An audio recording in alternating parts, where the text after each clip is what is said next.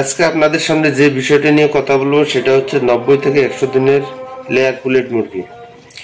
দেশ বা দেশের বাইরে থেকে যারা যেখান থেকে আমার এই বিনোদনটি দেখতেছেন তাদের সবাইকে জানাই অনেক অনেক প্রীতি ও শুভেচ্ছা।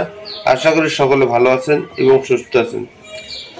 অনেক খামারি ভাই বোনেরা আমার থেকে 90 থেকে 100 দিনের লেয়ার পুলেট মুরগির বিষয়ে জানতে চেয়েছেন, তাই আপনাদের সামনে আজকে 100 থেকে 90 দিনের লেয়ার পুলেট মুরগির বিষয়ে কিছু বিষয় তুলে ধরবো। তাই ভিডিওটি না টেনে পুরো ভিডিওটি দেখবেন এবং চ্যানেলটাকে সাবস্ক্রাইব করে বেল আইকনটি অল করে সাথেই থাকবেন। তো খামারি ভাই বোনদেরকে আমি জানাতে চাই সে বিষয়টি হচ্ছে লেয়ার পুলেট মুরগির মূলত একদিনের বয়স থেকে আপনাদের 90 থেকে 100 দিনের মধ্যে প্রায় ভ্যাকসিন শেষের দিকে চলে আসে। আর এই বয়সটা হচ্ছে পরিবহনের জন্য খুবই গুরুত্বপূর্ণ।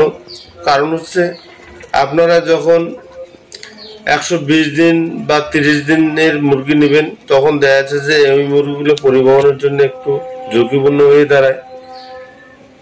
আর 90 থেকে 100 দিনের লেয়ার পুলেট মুরগি সংগ্রহ করলে আপনারা যে কোনো কোথাও এবং যে কোনো ভাবে এটাকে পরিবহন করা সম্ভব। কারণ হচ্ছে ওই সময়ে মুরগিগুলোর ডিম ও থলি যেটা আছে, যেটা ডিম থলি বলা হয়, কারণ হচ্ছে ওই সময় ডিম থলিটা সেভাবে পরিপূর্ণ থাকে না।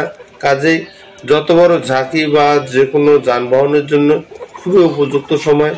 এছাড়া দেখা যায় যে ওই সময়টার মধ্যে মুরগিতে রোগ হওয়ার সম্ভাবনাও খুব কম থাকে এবং ওই সময় ওদের রোগ প্রতিরোধের ক্ষমতাটা বেশি থাকে।